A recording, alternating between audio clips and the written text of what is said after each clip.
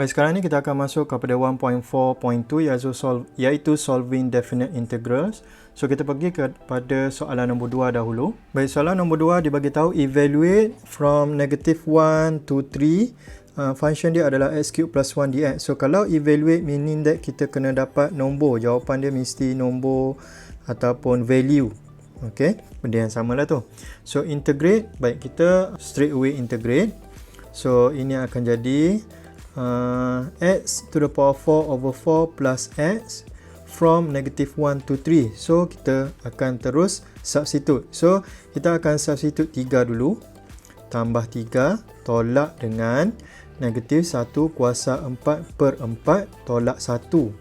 So bila tekan kalkulator, kamu akan dapat jawapan dia adalah sama dengan 96 per 4 ataupun sama dengan 24. So selesai. So basically kamu hanya integrate, kemudian kamu ganti sahaja nilai yang diberikan. Kemudian kita pergi kepada soalan nombor 3. So yang ini kita straight away integrate. So integrate e to x, kita akan salin balik kemudian bahagi 2 sebab differentiate 2x dapat 2. Kemudian daripada 0 sampai 1, so kita substitute masuk. So yang pertama adalah kita akan substitute masuk 1 tu over 2 dapat macam ni, tolak dengan e 2 darab 0 over 2. So selesai. So ini akan jadi E2 over 2 minus E to the power of 0 bukan sama dengan 0 E to the power of 0, apa-apa sahaja power 0 akan jadi sama dengan 1. So dapat 1 per 2. Kemudian kita perkemaskan sikit, kita punya jalan kerja, kita akan dapat macam ni. Okey, selesai. Baik, soalan nombor 4. Integrate from 0 to pi over 4 sin 2x minus secant square x dx. So ini integrate, kita akan straight away integrate. So integrate sin, jangan lupa kita akan tukar dia punya sin kepada negatif. So negatif cos 2x over 2 minus, okay, integrate secant square akan dapat apa? Kita akan dapat tangent. Okay, so saya akan tulis sini tangent x from 0 to pi over 4. Kemudian kita akan substitute masuk.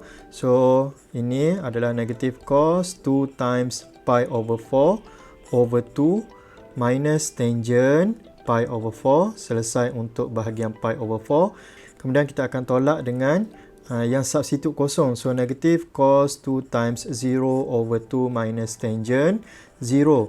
So kita akan dapat jawapan dia adalah sama dengan, baik, ini akan jadi cos pi over 2. So cos pi over 2 adalah kosong.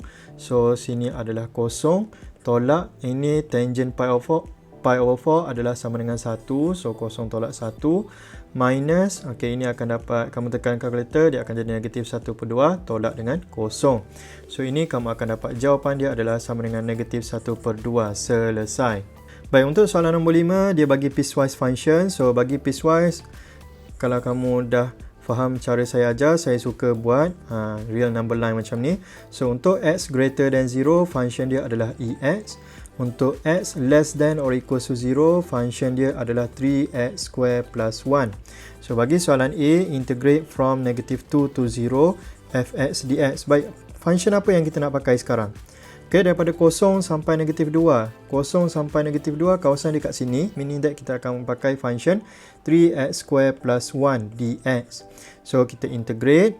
Okay, kita akan dapat 3x cube over 3 plus x from negative 2 to 0. So kita akan dapat x cube. Okay, ni boleh potong jadi x cube plus x. So x cube plus x from negative 2 to 0. Kemudian kita akan substitute. So 0 plus 0 minus negative 2 cube plus negative 2 ataupun tolak 2 teruslah.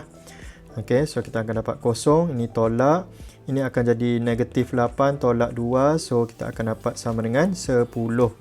Selesai untuk A. Baik, B, integrate from 0 to 5 fx dx. So kat mana range dia? Dekat sini. So function apa kita nak pakai? Kita akan pakai function ex. So ini akan jadi integrate from 0 to 5 ex dx. So integrate, kita akan dapat ex over 1 from 0 to 5. Kemudian kita akan substitute masuk. So ini akan jadi E5 tolak E0. E0 bukan sama dengan 0 dia adalah sama dengan 1. So selesai untuk B. Kemudian kita pergi kepada soalan C. Okay, integrate from negative 2 to 0 fx plus 2. So 0 to negative 2, kawasan dia adalah di mana? kawasan dia adalah di sini. So kita akan pakai function 3x² plus 1. So dia akan jadi sama dengan integrate from negative 2 to 0. Function dia adalah 3x² plus 2, kemudian plus 1, okay, kemudian plus 2. So ini dx. So ini akan jadi from negative 2 to 0, 3x² plus 3. Okay, baru kita integrate. So integrate kita akan dapat 3x³ over 3 plus 3x from negative 2 to 0. So kita akan dapat ini adalah x³ plus 3x from negative 2 to 0. Kemudian kita akan substitute masuk. So 0³ plus 3 times 0 minus negative 2³ plus 3 times negative 2. So ini akan dapat sama dengan 0 tolak dengan negatif 8 tolak 6. So kita akan dapat sama dengan 14. So selesai untuk C. Baik, untuk soalan D, dia cakap integrate daripada negative 2 to 5 fx. So negative 2 dekat sini, 5 dekat sini, meaning that kita kena pecahkan dia kepada dua bahagian sebab dua function yang berbeza. So dia akan jadi integrate from negative 2 to 0. Sebab pembahagi dia kat sini kat 0. So 3x² plus 1 dx. Kemudian plus integrate from 0 to 5. Function dia adalah ex dx. Kemudian kita akan integrate. So ini akan dapat 3x³ over 3 plus x from negative 2 to 0 plus x over 1 from 0 to 5. Kemudian kita akan substitute masuk. So kita akan dapat, ini akan dapat 0 lah. 0 plus 0. Kemudian tutup. Ini kita buat kurungan macam tu. Kemudian ini akan jadi 3 negatif 2 kuasa 3 per 3 tolak 2.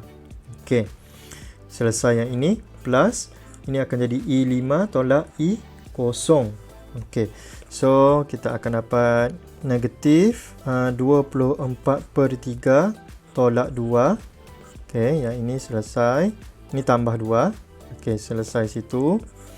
Tambah I5 tolak 1. So ini adalah sama dengan negatif 8 tambah 2 tambah I5 tolak 1. So apa jawapan akhir dia? I5 tolak 7. So selesai untuk kita punya example D ni. So itu saja untuk video kali ini. Kita sambung pada next video pada masa yang akan datang. Ataupun sekejap lagi. Itu saja. Thank you guys.